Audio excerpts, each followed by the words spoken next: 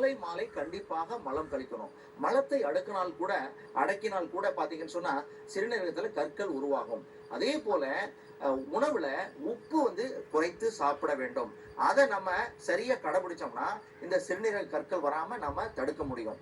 கற்கள் வந்துருச்சு, இத அறுவை மருத்துவம் இல்லாம நம்ம குணப்படுத்தணும். அதற்கு என்ன செய்யணும் அப்படின்னு கேட்டா, வாழைத்தண்டு, வாழைப்பூ, முள்ளங்கி இதை உணவுல அடிக்கடி சேர்த்துக்கணும்.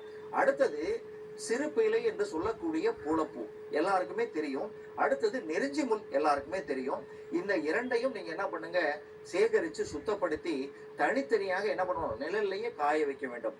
நிழல்ல காஞ்ச பிறகு தனித்தனியாக அரைத்து அதற்கு பிறகு ரெண்டையும் ஒரே அளவு எடுத்து ஒன்னா கலந்து வச்சுக்கணும். ஒன்னா கலந்து வச்சுக்கிட்டு காலையில 30 கிராம் 1/2 லிட்டர் தண்ணியில போட்டு ஊற வச்சிடணும். அதை என்ன பண்ணுங்க, மாலையில அப்படியே கொதிக்க வச்சு அதை 100 மில்லியாக சுண்ட காய்ச்சி வடிகட்டி குடிக்கணும். அதே போல இரவு ஊற வச்சு காலையில எந்திரிச்சோடனே வெறும் வயித்துல என்ன பண்ணுங்க, அதை அடுப்புல வச்சு நல்ல சிம்மிலேயே வச்சு நீங்க கொதிக்க வச்சு அதை 100 மில்லியா சுண்ட காய்ச்சி வடிகட்டி காலையில வெறும் வயித்துல குடிக்கணும்.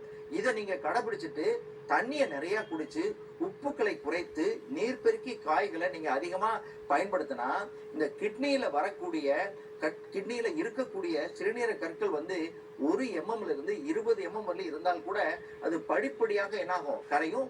பெரிய கற்களாக இருந்தால் உடைந்து 4-5 கற்களாக உடைந்து அந்த சிறுநீர் பாதை வழியாக யூரிட்டர் வழியாக என்னாகும், யுரித்ராவுக்கு அது வெளியேறிவிடும். அதனால தண்ணி நிறைய குடிங்க, உணவுல நீர் பெருக்கி காய்களை சேர்த்துக்கிங்க, இயற்கை உந்தல்களை அடக்காதீங்க.